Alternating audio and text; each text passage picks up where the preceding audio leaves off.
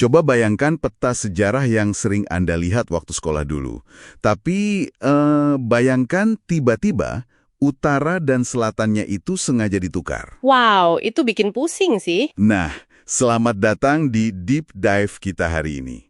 Misi kita kali ini tuh membedah sebuah dokumen yang berani mengklaim kalau narasi sejarah Nusantara selama ini terbalik. Dan ingat ya, peran kita di sini cuma untuk menguraikan dan melaporkan gagasan dari sumber aslinya secara netral. Pastinya, kita nggak lagi menghakimi benar salahnya, tapi sekedar membedah logika di balik gagasan yang menyebut Nusantara sebagai sumber asli ajaran dharmik original. Oke, mari kita bedah ini. Gini, penulis dokumen ini kan pada dasarnya sedang membongkar apa yang mereka anggap sebagai label-label historiografi kolonial. Tepat sekali. Kalau kita baca dokumennya, mereka berargumen bahwa sejarah kita ini ditulis dengan satu asumsi awal yang cacat. Kayak asumsi bahwa Nusantara itu selamanya jadi murid gitu kan, yang selalu menerima budaya dari luar, terutama dari India. Nah, yang menarik di sini adalah dokumen ini menyoroti kesesatan berpikir dari sejarawan kolonial. Ada istilahnya, post hoc ergo propter hoc. Wah, istilah teknis nih. Iya, maksudnya cuma karena candi di India kelihatannya lebih dulu ada, sejarawan kolonial otomatis menyimpulkan India yang mengajari Nusantara. Oh, jadi karena A terjadi sebelum B, mereka pikir A pasti menyebabkan B. Betul. Padahal urutan waktu kan tidak selalu berarti sebab akibat. Masuk akal, tapi gimana cara sumber ini membuktikan kalau alurnya justru terbalik? Mereka fokus ke manipulasi penanggalan Saka. Kan itu dipatok mulai tahun 78 Masehi oleh konsensus kolonial. Dokumen ini mengeklaim angka itu dipakai untuk memotong sejarah kita.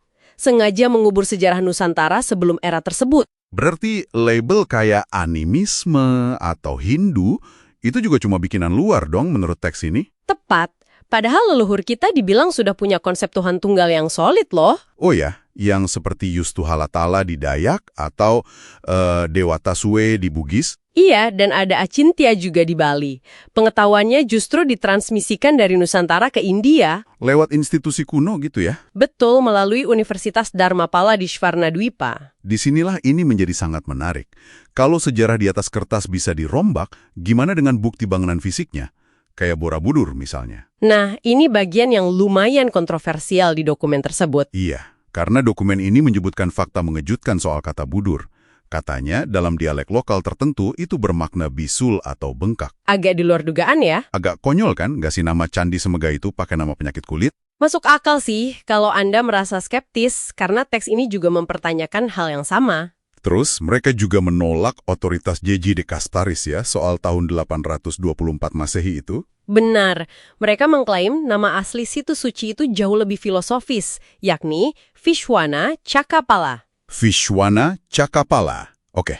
Dan jika kita hubungkan ini dengan gambaran yang lebih besar, perdebatan bangunan fisik ini merembet ke pergeseran geografi historis. Misteri lokasi langka. Ini favorit saya. Karena Anda mungkin mikir kita tahu persis di mana Sri Lanka sekarang. Padahal teks ini punya pandangan lain. Betul. Dokumen ini pakai astronomi murni buat memindahkan lokasinya. Gimana tuh logikanya? Jadi mereka merujuk ke kitab kuno Surya Siddhanta. Wilayah langka yang sejati itu katanya harus mengalami fenomena ekuinoks sempurna. Maksudnya matahari tepat di atas kepala tanpa bayangan sama sekali kan? Betul. Masalahnya, Sri Lanka modern itu letaknya di sekitar 7 derajat lintang utara.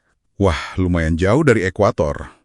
Secara astronomis, nggak memungkinkan terjadi ekuinoks sempurna di sana. Tapi kalau kita lihat Muara Takus di Riau, letaknya di 0 derajat 21 menit lintang utara. Hampir pas di ekuator. Tepat sekali. Teks ini menggunakan fakta astronomi kaku semacam itu untuk menyimpulkan bahwa latar epi kuno sebenarnya ada di Nusantara. Sebentar, tunggu.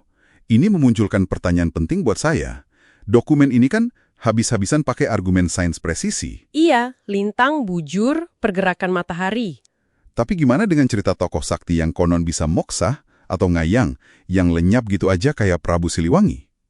Apakah mereka menganggap moksa itu sekedar mitos atau sihir? Justru tidak. Disinilah analisis mereka paling mengejutkan. Sumber ini malah menggunakan pendekatan sains. Pendekatan sains gimana tuh? Mereka menyebutnya sebagai hibernasi dimensi. Hibernasi dimensi? Coba bayangkan karakter game 2 dimensi yang tiba-tiba ditarik ke dunia 3 dimensi. Bagi karakter lain di layar datar, dia tampak menghilang gitu aja ya. Persis. Jadi bukan lenyap, tapi pindah frekuensi ke dimensi ekstra. Dan mereka mengklaim ini terpahat jelas di arsitektur kita. Lewat inskripsi di panel dasar Borobudur itu ya, yang Kusala Dharma Bhajanana. Benar sekali.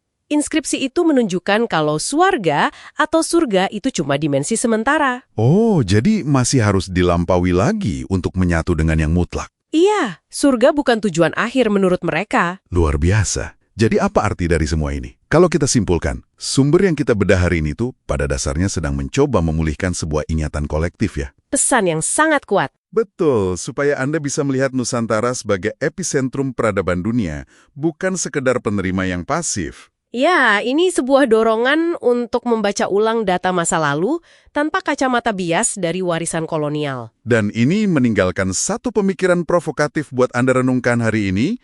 Jika detail geografis sekecil sudut jatuhnya bayangan matahari saat ekuinoks saja bisa memindahkan lokasi legenda kuno secara drastis, Sangat drastis, iya. fakta mutlak apalagi di buku sejarah Anda yang selama ini Anda telan mentah-mentah yang mungkin hanyalah hasil dari sudut pandang penulis yang bias. Terima kasih sudah bergabung di Deep Dive kali ini.